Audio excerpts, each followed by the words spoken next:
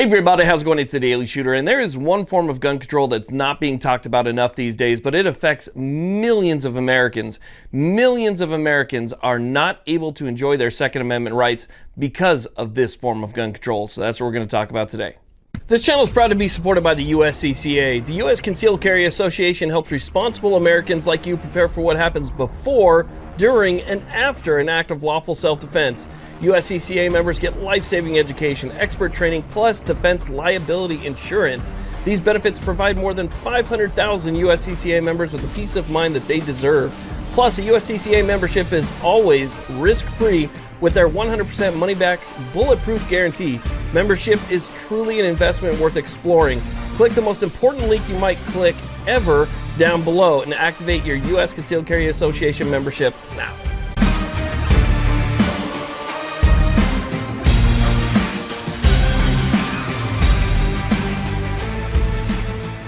Now, this form of gun control is directly related to the NICS check system. So, when you go into a shop and you fill out your 4473, they do a background check, and they run that background check through the NICS system.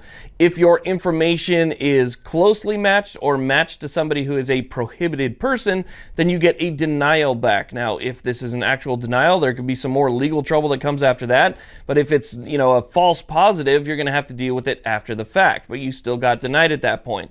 The problem is that the NICS system has grown exponentially over the years in terms of those people who are being denied and the people that are ending up on the prohibited persons list. For instance, near the beginning of the Obama administration, the NICS system was fewer than 1 million. It was something like 500,000 people, or maybe a little bit more than 500,000 people. By the end of his administration, that had grown by like 400%.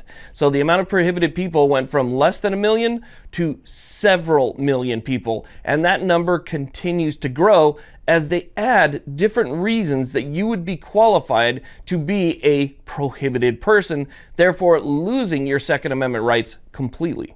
Now, when most people think about prohibited persons on the NICS list, they're thinking about felons. That's what automatically comes to mind. You go in there, you fill out your paperwork, you're like, I'm not a felon, so you don't really have anything to worry about, right? Well, the list of what would make you prohibited seems to be growing every single year. And as they add a new category to the list, that adds more and more people to the prohibited persons list for the next background checks. So you walk in, you think you're fine, and then you find out you're denied for some stupid thing that happened, 15, 20 years ago. And so let's go ahead and talk about the list of prohibited categories real quick. So the first one is going to be somebody who's here illegally. If you've entered the country illegally, you don't have the proper documentation, obviously, you're going to be on that list, or at least you're going to be prohibited because you don't have the right identification and all the paperwork needed in order to do that background check. So technically, your name might not be on the list because you don't have any documents showing that you're a citizen here, but still you're going to be denied. The next one is one that really gets me, and that's if you're adjudicated mentally ill. So the thing is, if you're adjudicated mentally ill, that obviously means that there was a process and, somebody found that you are mentally defective, right? But they don't say exactly what made you mentally defective. Now, it could be somebody with schizophrenia or other types of issues where, that could be a problem. But it doesn't say if somebody with severe depression that has, let's say you lost a child or something major happened in your life that just, made you have a nervous breakdown, this bout of depression that was so severe that you needed to go to the hospital, right? And the hospital kept you for some time. Things, you do your counseling, you take your medication, whatever, and then you're able to move on to, with the rest of your life and everything is fine. 15 years later, you find out you're on that prohibited persons list. Again, adjudicated mental health does not really, at least that I can see, state what levels that would cover, or at least what mental illness that would cover. So that's a big category right there. As a matter of fact, that's number 2 on the list of people who are prohibited. Convicted of a crime punishable by more than 1 year, or a misdemeanor punishable by more than 2 years. Now, here's the thing. On that prohibited persons list, it does not say that you were punished for that year, or that you did receive a sentence for more than 2 years. It doesn't say that. It just says convicted of a crime that's punishable. So, for instance, it could be something mild. The judge gave you 30 days, or the judge said, you know what, it's going to be 2 weeks of community service and $1,000 fine or something, right? And this is something that happened a while back. But that crime was punishable.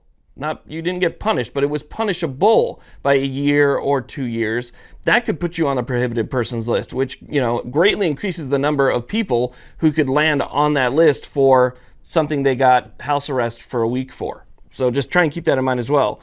This one kind of makes sense. You're a fugitive from justice, okay? You broke the law. You're running for police. You're trying to hide somewhere. You're a fugitive from justice. That's going to put you on the list. A state prohibitor is somebody who did something or committed a crime in the state that would put them on a list of somebody who wasn't able to own, purchase, or possess. And then the state would actually send that information to the federal government. The FBI puts that in their list, and you become a prohibited person because the state that you live in, it reported you as such.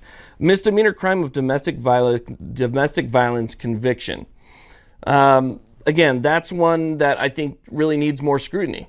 I do. I think there's different levels of things that could happen, and, who knew what the background was to that actual incident, and taking somebody's Second Amendment rights away for the rest of their life potentially should take a little bit more scrutiny than just saying, well, you were convicted of domestic violence and that's that. Let's see, protection or restraining order for domestic violence. So just simply having a restraining order against you, in which case you could just have a spouse that's scared for whatever reason. Maybe you raised your voice, you got loud, you were super angry because he or she cheated on you or something, right? It was a very big deal, heat of the moment, nothing happened, but now he or she is freaked out, and so they file a restraining order. If you have that restraining order, according to this list, you could be denied as well, completely stripping your Second Amendment rights away from you for just simply a restraining order. Now, I do understand in some circumstances that's 100% necessary. There are some people out there that have violent tendencies and they need to be watched. But again, it's not a level playing field. There are some that are worse, some that aren't as bad, and they need to be, I think, judged by what happened. I think there needs to be more than just saying, well, if you have a restraining order against you, that's that. So let's see. We also have under indictment, or for information. So you've been indicted for something. You're going to lose your Second Amendment rights for that. You renounce your U.S. citizenship. You lose your rights for that. Federally denied persons file. So basically somebody who, similar to the state, was found to be a prohibited person on the federal level, and that's going to be somebody who gets put into the NICS system as prohibited as well. Unlawful user addict to a controlled substance. Hunter Biden, anybody? I mean, right? He did it. He doesn't seem to be getting in trouble, but that's on the list. It's like third from the last one on the list for people that actually, lose their Second Amendment rights for it. But still, if you're a user of a controlled substance or you are addicted to a controlled substance, that's a disqualifier as well. And people are, let's see, this is 2007. We had 24,281 people who were denied their Second Amendment rights because of it. Or a dishonorable discharge.